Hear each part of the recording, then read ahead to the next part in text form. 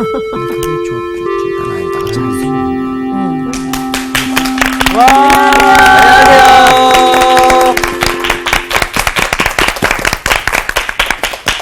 안녕하세요. 잘 지냈죠? 네. 네. 반갑습니다. 오늘도 좋은 날입니다. 좋은 네. 날입니다. 정말 그래요? 네. 그럼요. 왜? 선생님 성경 공부하는 만나니까. 시간이니까요. 늘 똑같은 답을 요구하는 건 아니죠. 아닙니다, 예. 인생은 마치 두 아들을 둔 어머니와 같죠. 아들 하나는 우산 장사고 또 다른 아들은 남학신 장사. 옛날로 얘기하면. 그래서 그 어머니는 늘 걱정이에요. 해가 많이 나는 날에는 우산 파는 아들이 안 팔릴 거니까 걱정하고 또 비가 오는 날에는 남학신 파는 아들이 굶주리지 않을까 하는 걱정이 있고 네, 그게 이제 인생이죠. 근데 또 뒤집어 생각해 보면 거꾸로도 볼 수 있거든요. 네. 비가 오는 날이면 우리 아들이 우산을 팔아서 오늘 행복하겠구나. 그죠. 해가 난 날에는 남학신 파는 아들이 참 잘 되겠구나. 그죠? 근데 똑같은 현상을 보고도 정반대의 결론을 내리기도 합니다. 그래서 사람들의 지향에 따라서 좀 다른데. 맞습니다. 예. 그러니까 인생의 행복이라고 하는 것은 객관적 조건이 달라지기 때문은 아닌 것 같아요. 네. 맞아요. 내가 인생을 대하는 태도가 어떠한가 하는 게 중요한 것 같아요. 오늘 수업 미가 9강 여호와의 변론.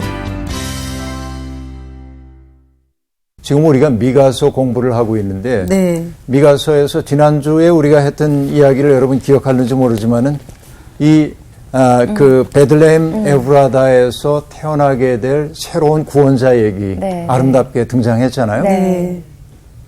그럼 계속 행복한 이야기가 지속되면 좋겠는데 오늘 얘기는 슬픈 얘기입니다. 아이고. 그러니까 그 구조가 그렇다 그 얘기야. 네. 먼저는 이제 소망에 대한 이야기를 한 다음에 이 소망을 가지고 고난의 시기를 이겨내 하는 구조인 거죠. 네. 오늘 함께 나눌 이야기 한번 읽어보겠습니다. 네. 미가서 5장 10절부터 오늘은 6장 5절까지 공부하려고 합니다. 네. 상우 씨부터 읽어주세요.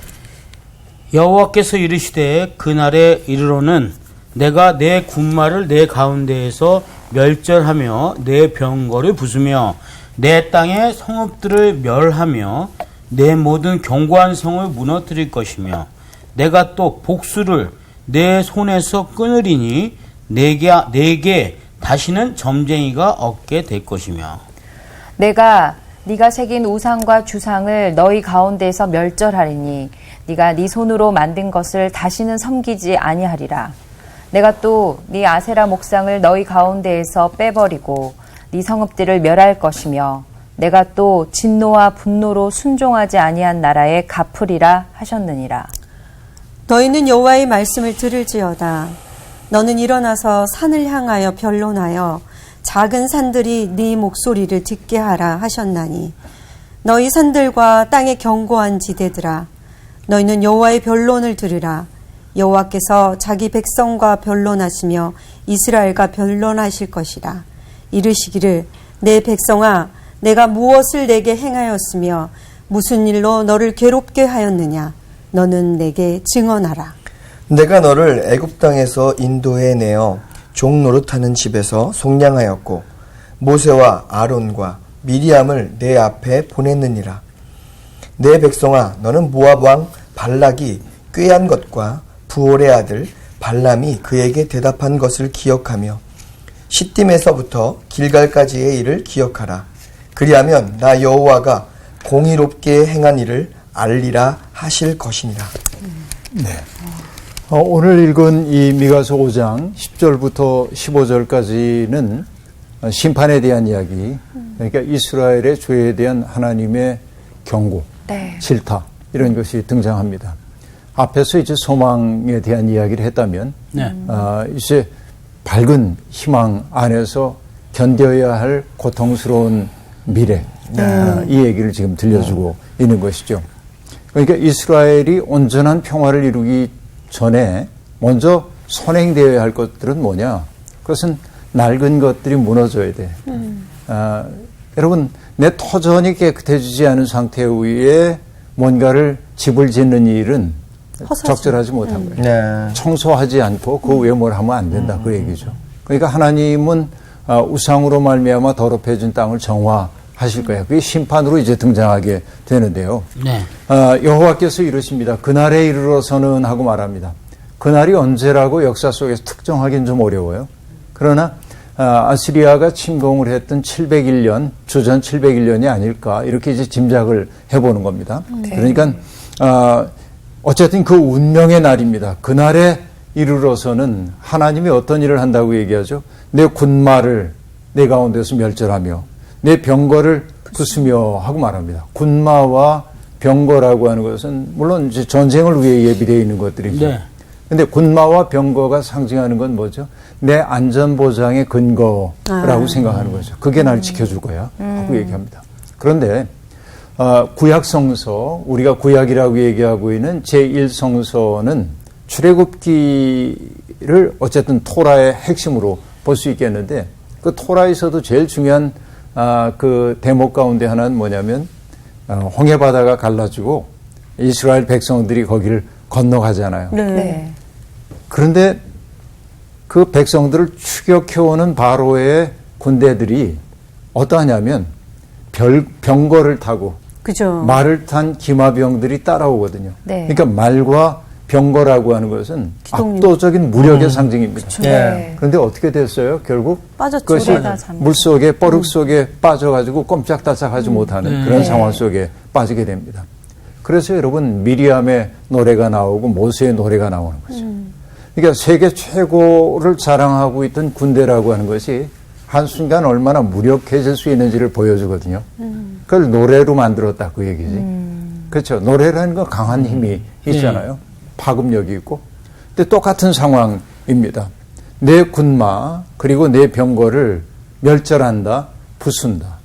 그 다음에 그뿐만 아닙니다. 내 땅의 모든 성읍들을 멸할 거다. 또 견고한 성을 무너뜨릴 거다. 이 모든 것들이 우리를 안전하게 지켜줄 거라고 믿어지고 있는 것들이란 말이죠. 이것들이 이제 다 무너질 거다 하고 얘기를 합니다. 여러분, 우리의 삶 속에서도 우리의 삶을 안전하게 보상해 준다고 사람들이 믿어 의심치 않는 것들이 있죠. 어떤 것들일까요? 나를 좀 든든하게 해준다고 믿는 거 어떤 것들이 있어요? 돈. 그냥 한순간에 나오는 거죠. 그렇죠. 실비보험. 그 말하고 싶었는데 참았어. 지켜줄 거라고. 약한 자마다 웃기다. 갖고 있어야 됩니다. 실비보험, 돈. 그래서 이제 늘 그 얘기를 하지만은, 발터 베냐민이라고 하는 사람의 언어이긴 합니다만, 돈이라는 게 유사 전능성을 가지고 있어요. 내가 전능하다는 느낌을 갖도록 만들죠. 그런데 돈이라는 것도 속절없이 사라져버려. 이 모래 속에서, 소나기에서 모래가 빠져나가는 것처럼. 맞아요. 그렇죠? 돈이라는 게 순간적으로 없어질 수 있습니다. 이거 우리 많이 봐온 것들입니다. 또 나를 지켜줄 만한 것들이 뭐 있을까요?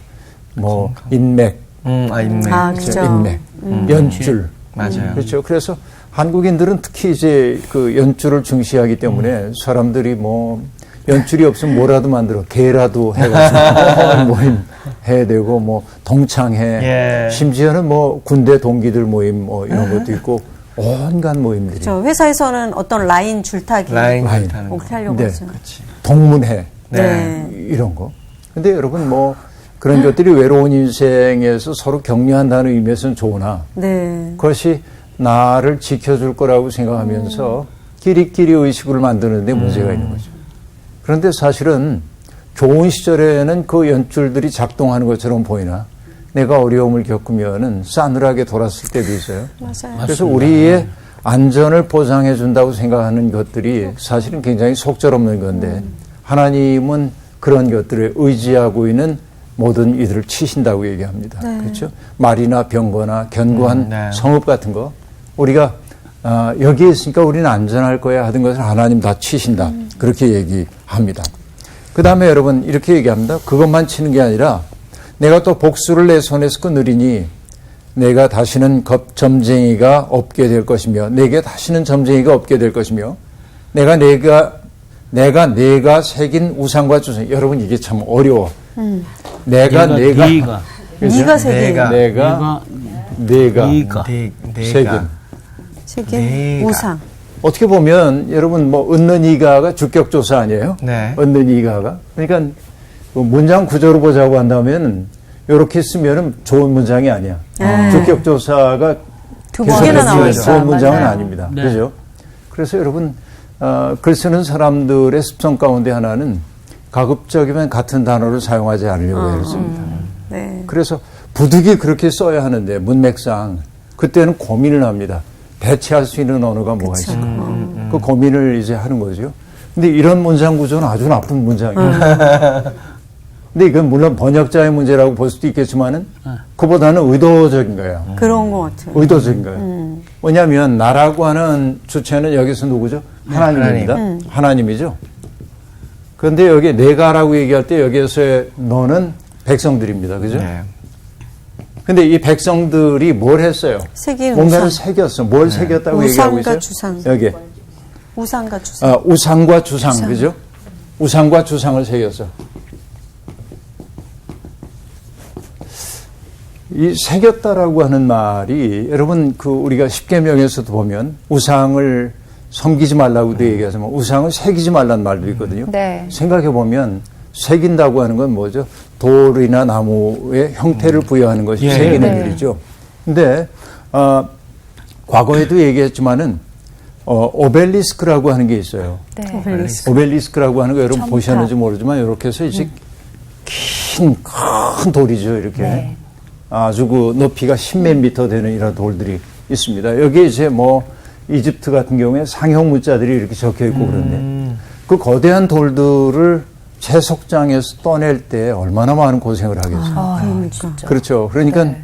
어떤 그 힘 있는 사람이 그저 하루 이틀 해가지고 돌 떠낼 수 있는 건 아니고 아유, 그럼요. 수없이 많은 노예 노동이 동원되어 가지고 이걸 하는 거예요. 그렇죠. 그렇겠죠. 옛날에 그 정확히 모릅니다만 내셔널 지오그래픽인지 디스커버리인지 모르겠는데 어떤 그 외국 프로그램을 보다 보니까 오벨리스크를 뜨는 광경을 시뮬레이션으로 보여주는 걸 본 적이 있습니다.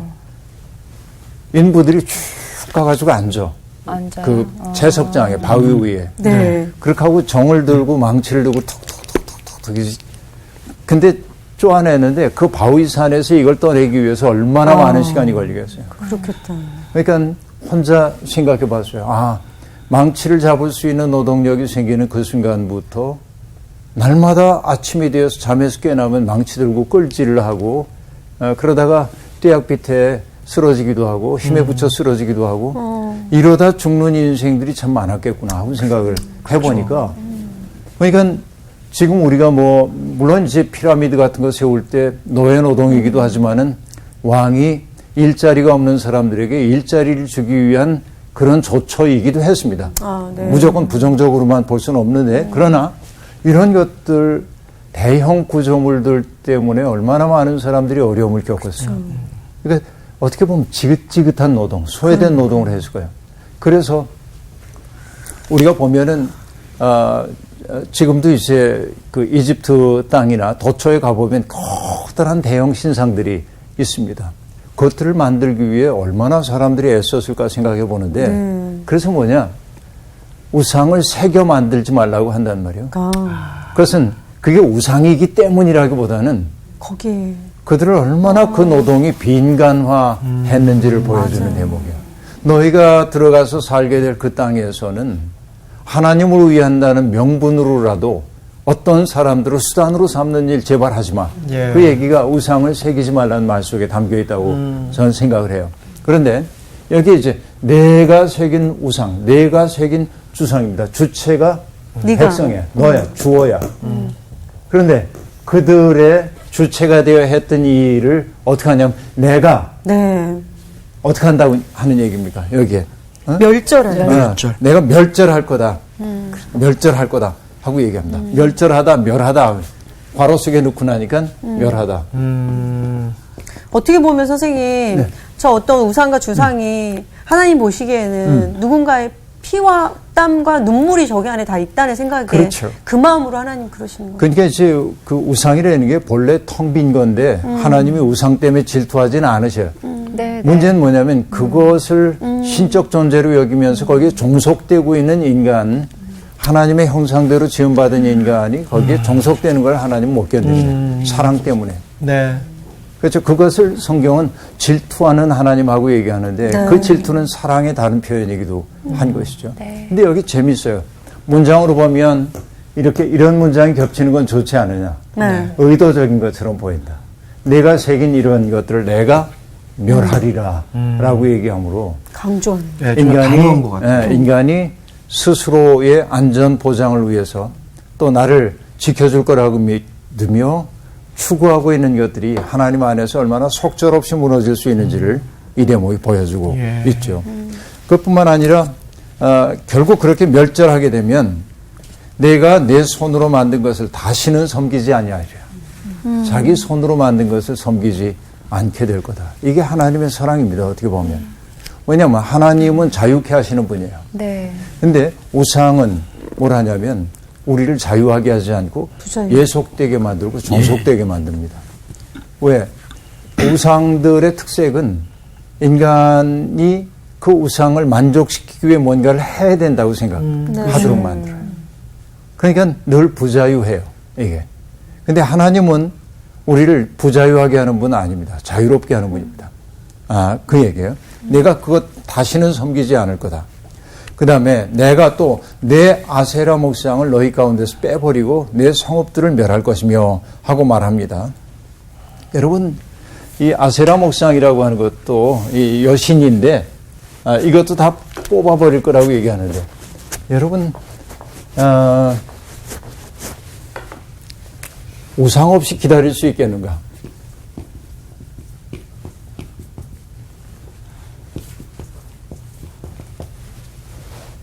이건 여러분 어느 시인의 19절이기도 하고 저 19절을 그대로 책 제목으로 쓴 프랑스의 사상가도 있습니다. 네. 가브리엘 바하니안이라고 하는 분이 저런 책을 써. Wait without idols 하고 얘기하는데 우상 없이 기다려라.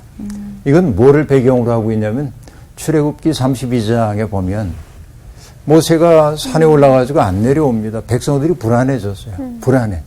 자기들이 이끌던 모세가 없으니까. 그래서 아론에게 와가지고 부탁합니다. 우리를 이끌 신을 만들어 달라는 거예요. 그래서 그럼 금부치를 모아와라. 그래서 불에 녹여가지고서는 금송아지를 만듭니다. 그 금송아지를 그들은 뭐 가나안의 토착신인 뭐 바알신의 상징으로 만든 건 아니고 하나님을 모시고 다니는 존재로 형상화한 거예요. 명분은 괜찮죠. 그러나 하나님 모시기에는 그것은 악한 거예요. 하나님, 여러분, 불확실함. 인생은 늘 불확실해. 네. 그렇죠? 그렇기 때문에 사람들은 뭘 하고 싶으냐면 불확실한 것을 확실하게 만들고 싶어요. 네. 확실하게 만들고 싶어요. 확실해진다고 하는 거면 눈에 보여요. 그렇죠. 맞아요. 그래서 뭐 하냐면 보이지 않는 것을 가시적인 것으로 만들고 싶어요. 그렇죠. 이걸 조금 신학적 언어로 얘기할게요. 불확실하다라고 하는 것은 확정되지 않은 미래이죠. 이건 시간에 속하는 거예요. 아직은 오지 않은 거니까, 알 수 없는 거니까, 미래의 부분이니까. 네. 그런데 그걸 가시적으로 만드는 것은 뭐냐면 공간화하는 거야. 네. 시간의 공간화야. 그래서 뭔가 눈에 보이면은 안심하는 속성들이 있는 거죠. 그러나 참된 믿음이라고 하는 건 뭐냐면 우상 없이 기다릴 수 있어야 돼. 불확실한 삶을 내 삶의 일부로 받아들이면서, 그렇죠? 불확실하기에 하나님 앞에 나를 맡길 수가 있어야 한단 말이죠. 그거를 뭐라고 얘기하냐면 어느 신학자는 존재의 용기 그래. 그게 용기야. 응? 진짜 용기란 그런 거라는 얘기이죠. 여러분, 정말로 용기 있었던 분이 누구냐면 예수 그리스도이십니다. 십자가에 달리신 주님이 뭐라고 하죠? 아버지 왜 나를 버리십니까? 그렇죠? 하나님에게 버림받은 것 같은 고통이 있어요. 물론 시편 22편 그것을 낭송하신 것이긴 하지만 침묵하고 있는 하나님 앞에서 예수님이 그 시를 낭송할 수밖에 없었던 것은 마음속에 그런 고민이, 고통이 있었기 때문이겠죠. 근데 하나님 대답 안 해. 그 질문에. 아들아, 사실은 말이야. 그렇게 안 한단 말이에요. 하나님 깊은 침묵 속에 있어요. 그때 어떤 생각이 들까요? 하나님 정말 계신 거예요? 네. 온갖 원망이 떠오를 수 있죠. 그러나 예수님은 어떻게 했어요? 아버지, 내 영혼을 아버지께 맡기나이다. 침묵하고 있는 하나님을 절대적으로 신뢰하기 때문에 할 수 있는 일이죠. 그렇죠. 그래서 믿음이라고 하는 것은 뭐냐? 맡김이야. 트러스트 한다는 것은 믿는다, 신뢰한다는 뜻이기도 하지만 맡긴다 하는 뜻이기도 하죠. 그래서 어느 분은 믿음을 설명할 때 하나님의 부력을 신뢰하는 거라고 얘기해. 우리가 물속에 들어가면 네. 물에 몸을 맡기면 물이 우리를 뜨죠. 떠올려 주잖아요. 예. 근데 물이 무서워가지고서는 몸에 힘이 들어가고 허둥거리면 빠지잖아요. 빠지죠. 그러니까 하나님의 부력을 신뢰하는 게 믿음인데, 그래서 우리는 삶은 불확실해. 누구에게도 그래요. 그렇기 때문에 불확실한 삶 속에서 하나님에게 나를 맡기고 살 때, 그렇죠? 살 때 우리는 믿음의 사람이라 말할 수 있는데, 네. 대개는 이 불확실성을 견딜 수가 없었기 때문에 확실한 것을 붙잡기 위해서 통장 찍히는 거 봐야 되고, 그렇죠. 뭔가를 이렇게 점점 모아야 되고, 그래서 공간화 해놓으면 안심하게 되는데, 네. 이 공간화 해놓은 것들이 그건 뭐가 되냐? 우상이 된다. 우리의 영혼을 옥죄는 우상이 되기 쉽다. 그런 얘기죠. 근데 하나님이 그걸 이제 무너뜨린다 하고 얘기를 하고 있습니다. 그래서 하나님이 결국은 진노와 분노로 순종하지 아니한 나라에 갚으리라 하셨다.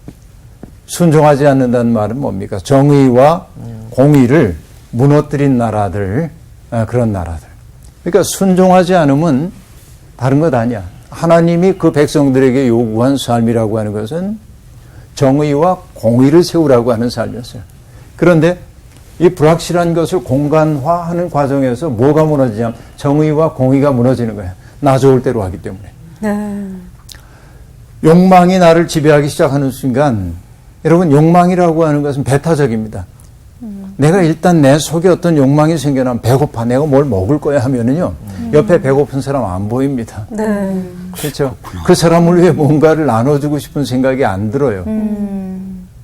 그렇기 때문에 이 욕망이 우리를 지배하는 순간 우리는 타자들에 대해서 배타적일 수밖에 없고 정의와 공의가 무너진 세상이 될 수밖에 없는데, 하나님의 백성들은 그래서는 안 됩니다. 내가 배가 좀 고프더라도 옆 사람도 똑같이 배고프다는 사실을 알아차리고, 그래서 내 배고픔도 달래야 되지만은 옆 사람의 배고픔을 달래줄 수 있을 때 우리는 하나님의 사람이라 할 만하죠. 네. 근데 그게 무너졌으면은 하나님이 진노하신다. 오늘 본문이 그렇게 얘기합니다.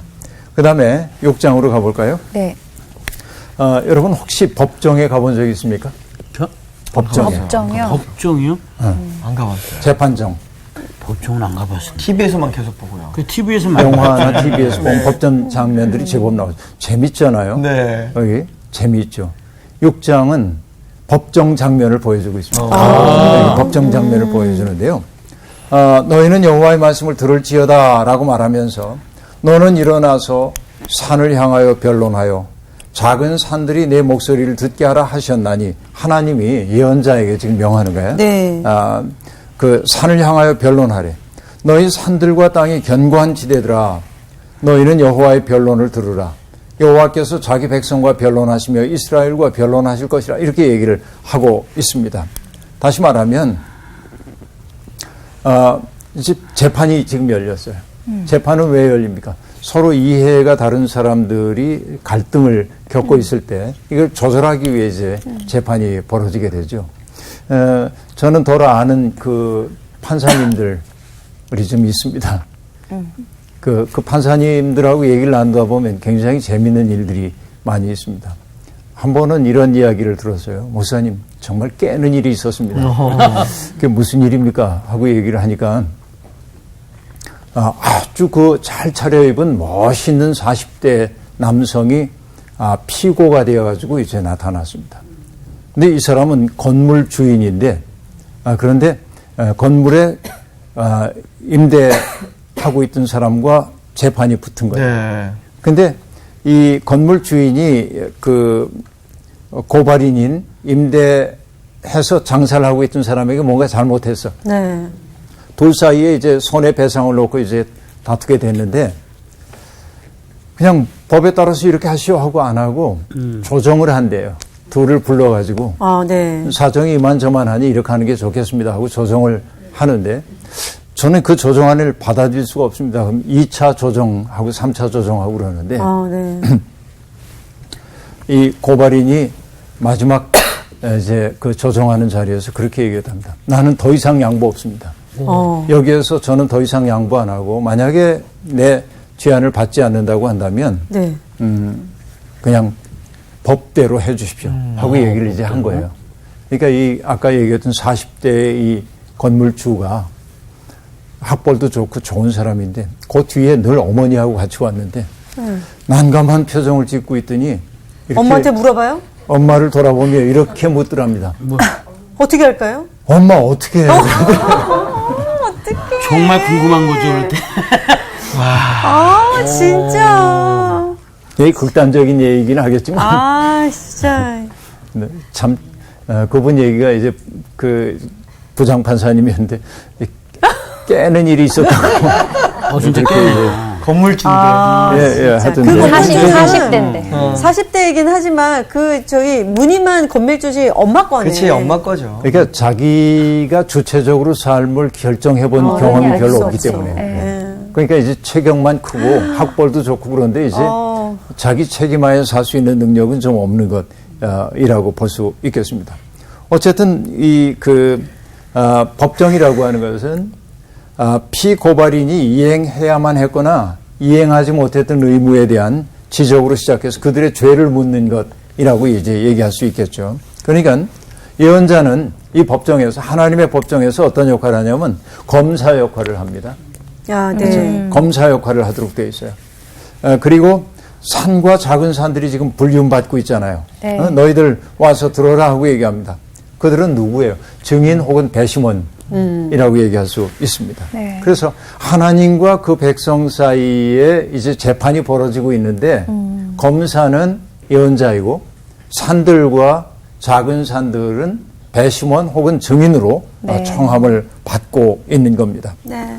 근데 여러분 이 변론이라는 게 참 재미나는데 하나님의 법정에서 여러분 우리는 흔히 어떻게 생각합니까? 하나님이 넌 이렇고 넌 저래 심판자로만 생각하죠. 근데 백성하고 이제 변론하는 거야. 근데 여러분 그리스에서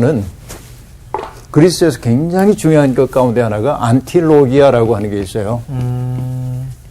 이걸 변론이라고 얘기합니다. 변론이라고 얘기하는데 안티는 반대를 반대. 뜻하죠. 로기아는 로고스 말입니다. 그러니까 서로 반대되는 말들이 서로 부딪히는 거. 네. 이게 이제 변론의 현장이라고 얘기할 수 있습니다. 이거는 그리스 비극에서 자주 등장하거든요.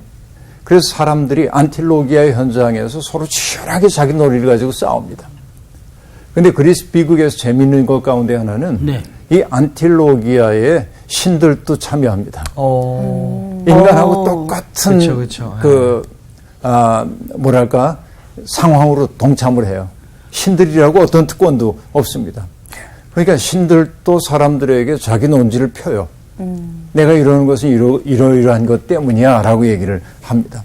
그래서 상반된 입장을 가진 사람들이 서로 자기의 뜻을 관철시키기 위해서 치열하게 논쟁을 벌이는 것이거든요. 네. 그러니까 신들조차도 동등한 상대로 등장을 합니다. 그 얘기는 뭐예요? 그리스 사람들이 가지고 있는 자부심입니다. 우리 시민은 노예가 아니야.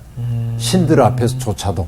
이게 이제 그 그리스적인 안틸로기아의 하나의 특색이라고 얘기할 수 있겠는데, 근데 흥미로운 건 뭐냐면 지금 이 대목에서 하나님도 일방적으로 백성들을 꾸짖거나 심판하지 않고 그들을 주체로 인정하면서 너희의 죄는 이거야 라고 지적함으로, 그렇죠? 이 재판을 하고 있는 것을 볼 수 있습니다. 3절에 하나님이 이렇게 얘기하십니다. 이르시기를 내 백성아, 내가 무엇을 내게 행하였으며 무슨 일로 너를 괴롭게 하였느냐? 너는 내게 증언하라. 자, 너희가 내게 등을 돌리고, 자, 하나님과 그 백성 사이에 송사가 벌어졌던 근거는 뭐냐면 언약이야.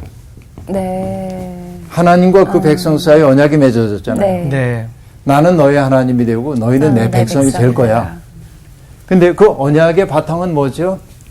그들에게 주어져 있는 하나님의 말씀을 지키는 거예요. 네. 그렇죠? 하나님의 말씀을 그들이 지킬 때 하나님은 그들을 보호자가 되어 주신다고 얘기를 했었습니다. 네. 이게 이제 언약 관계였습니다. 네. 네. 그런데 지금 문제는 뭐냐면 그 백성의 언약을 파기한 거예요. 하나님의 뜻대로 살질 않아요. 네. 그래서 하나님이 재판을 벌여놓고 그 백성에게 묻는 거야. 내가 무엇을 내게 행했느냐? 응? 또 무슨 일로 너를 괴롭게 하였느냐? 너는 내게 증언하라 하고 얘기합니다. 여러분, 무슨 일로 너를 괴롭게 하였느냐라고 하는 이 말은요, 이렇게도 번역될 수 있습니다. 내가 너희에게 무슨 짐이 되었느냐? 그렇게 번역될 수 있어요. 그래서 여러분, 예레미야 23장에 보면 제사장들이 예레미야를 찾아와가지고 묻는 장면이 나옵니다. 여호와의 엄중한 말씀이 있습니까? 그렇게 물어요. 근데 이렇게 번역을 해놓으면 엄중한 말씀 그러면 여호와의 말씀은 원래 무게 있는 거니까 네. 엄중한 말씀이 이렇게 들리죠. 근데 실제의 뜻은 뭐냐면 부담이 되는 주의 말씀이 있습니까? 부담스러워. 부담스러운 말씀이 있는 거냐 하는 거예요. 그때 여러분 하나님이 예레미야를 통해 뭐라고 대답한 줄 아십니까? 너희가 내 짐이다 그래. 너희가 뭐? 내 짐. 부담스러운 주의 말씀이 있냐고 묻자 너희가 내 짐이다. You are the burden. You are the burden.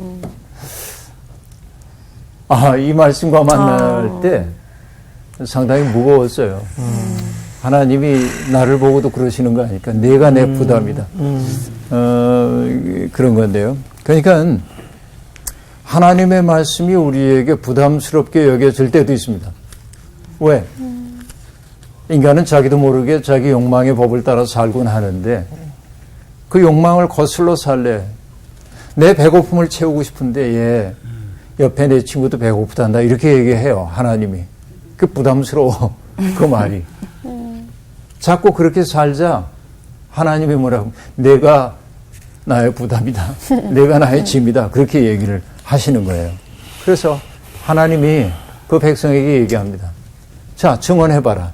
내가 너희에게 무거운 너에게 부담이었던 적이 있느냐? 한번 증언해봐라 하고 얘기합니다. 네. 그러면서 하나님이 이렇게 얘기합니다. 내가 너를 애굽 땅에서 인도해내어 종노릇하는 집에서 속량하였고 모세와 아론과 미리암을 내 앞에 보냈느니라 하고 말합니다. 자, 하나님의 변론이 이제 아주 깊이 들어갑니다. 속량이라고 하는 거는 어떤 거예요?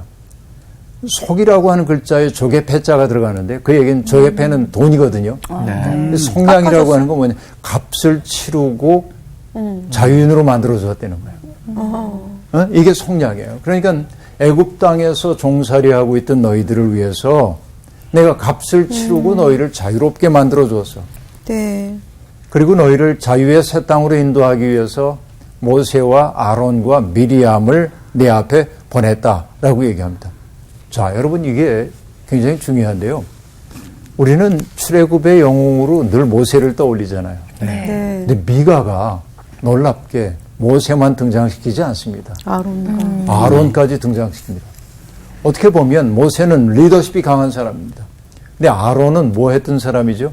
제사장이잖아요. 네. 그렇죠? 하나님께 제사 드리는 일을 해왔잖아요. 네. 모세의 후손들은 별로 알려진 바가 없는데 아론의 후손들은 계속 제사직 직무를 수행해요. 그러니까 네네. 굉장히 중요해. 아론도. 근데 미리암은 모세의 누이이긴 한데 그렇게 중요한 네. 인물로 안 여겨지잖아요. 네네. 그런데 미가가 미리암을 여기 굉장히 중요한 인물로 등장시키고 있다는 거. 이게 놀라운 얘기입니다. 근데 실제로 성경 속에 가려져 있긴 하지만 미리암은 대단히 중대한 역할을 하고 있었습니다. 네. 뭐냐면 여성적 리더십이야. 맞아요. 그러니까 여러분 모세는 앞을 이끌고 가는 사람이지만 저 속에서 벌어지고 있는 세세한 삶의 이야기, 그 복잡다단한 이해관계들 이걸 조정하진 못해. 그걸 다 하려면 아무것도 할 수가 없어요. 근데 그것을 다 다독거리고 사람들을 위로하고 이건 누가 한 거냐면 미리암이 미리암이 한 거죠. 아우, 큰일 하셨네. 큰일 한 거죠. 네. 그거 잠재우지 못했으면 그 모세가 못해. 이끄는데 일사불란하게 움직이지 못했을 그러니까 거예요. 그 여성들이 해냈던 일들 가운데 성경에 등장하는 여성들이 해낸 일 가운데 위대한 역사들이 가려져 있어요.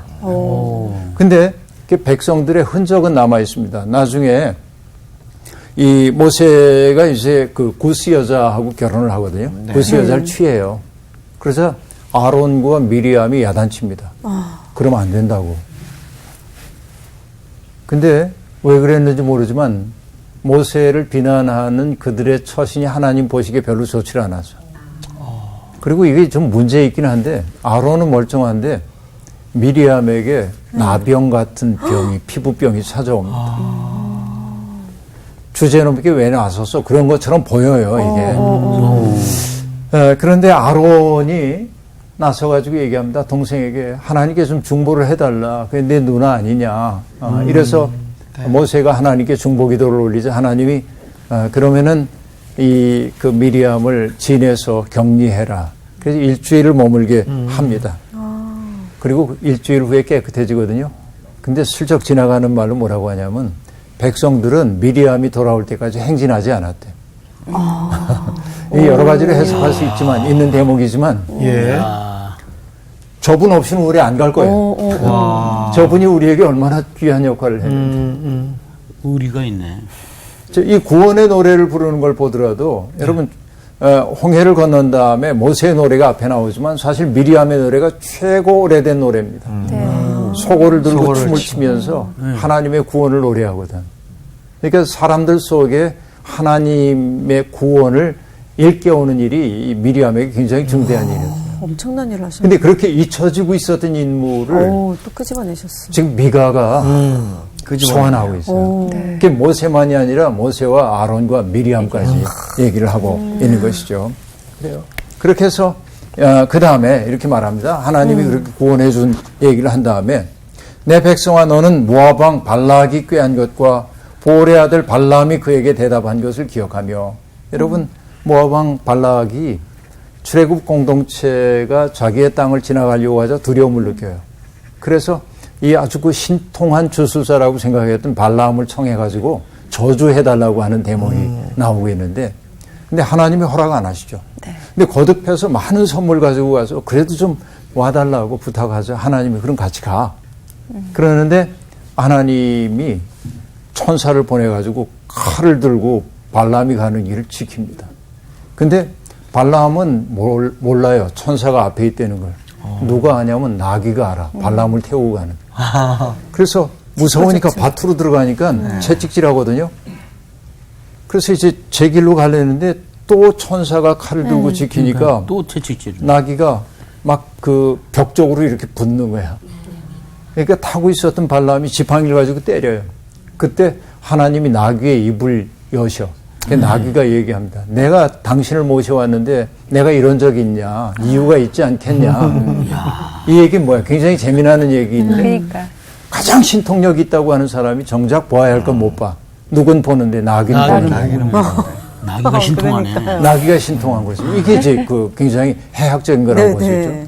그러니까 그 발람이 그에게 대답한 것을 기억하며 시딤에서 길갈까지의 일을 기억하여라. 그렇죠? 이 요단강의 동편 지역에서 서편 지역으로 건널 때 하나님이 어떻게 역사했는지를 기억하면 그때 비로소 너희는 나 여호와가 공의롭게 행했다는 것을 너희가 알게 될 것이니라 하고 얘기합니다. 네. 그러면 하나님은 공의롭게 했어. 근데 그 백성이 어떻게 한 겁니까? 공의와 정의를 버렸어. 자, 하나님의 엄중한 논고가 지금 주어진 겁니다. 그죠? 네. 오늘은 여기까지입니다. 다음 시간에 계속할게요. 너무 재밌다. 고맙습니다. 감사합니다.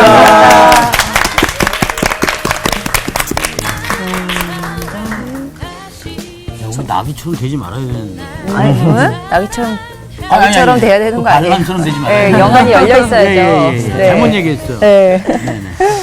진짜 이 불확실한 세상 속에 살면서 진짜 우리가 만드는 우상들이 너무 많이 있잖아요. 근데 정말 아까 거기 말씀하신 대로 우상 없이 기다리라라는 말이 딱 마음에 딱 새겨지는 것 같아요. 저는 하나님이 되게 이렇게 성경 말씀에 위험 있고 막 이런 분이신 걸로 되게 막 느껴졌는데 오늘은 우리를 계속 그 이스라엘 백성들 설득하잖아요. 그러니까. 내가 이랬어라고 얘기하시는 것 같아서 정말 우리와 함께 계시다는 느낌이 확실히 드네요. 내 옆에서 성우야 너 이랬어. 좀 이렇게 가야지. 뭐 이렇게 이야기하시는 게 아닌가 싶어요. 근데 그렇게 얘기를 할 때 우리는 빨리 알아들어야 되는데 못 알아들으니까 발랄한 고심판이 되는 거지. 또. 네, 그러니까 문제는 뭐냐면 하나님이 정말 너무너무 인격적이신 것 같아. 약속을 우리랑 하시고 그거를 꼭 지켜주시는데 문제는 우리가 그 약속을 매번 저버리고 또 언제 그랬냐는 듯이 하고 그래서 네가 짐이야 나한테. 그 말씀이 아까 너무 아팠어요. 진짜. 좀 그렇더라. 창피하더라. 예. 아내한테도 그렇게 혼나는데 하나님께도 많이 혼날 것 같아요. 너도 혼나는구나, 아내한테. 그러니까요. 하나님이 네가 짐이야가 아니고 네가 내 기쁨이야 이렇게 말씀하실 아멘. 수 있게 그렇게 그럽시다. 살았으면 좋겠어요. 그렇게 살아나갑시다. 그럽시다. 예. 자, 한주간 화이팅! 화이팅! 이번 주 퀴즈입니다. 열왕기상에 가장 먼저 등장한 인물은 누구인가요? 1번 솔로몬, 2번 다윗, 3번 아도니아. 정답을 아시는 분은 CBS 성서학당 홈페이지에 정답을 올려주시거나 우편으로 보내주시면 됩니다. 선정되신 분들에게는 하나님의 말씀을 전 세계에 보급하는 대한성서공회에서 성경 통독을 위한 최고의 자습서 성경 2.0, 세상을 바꾸는 복음 매거진 크리스채너티 투데이 1년 정기 구독권, 성경을 쉽고 재미있게 가르쳐주는 성서학당 선생님들의 저서 중 하나를 드립니다.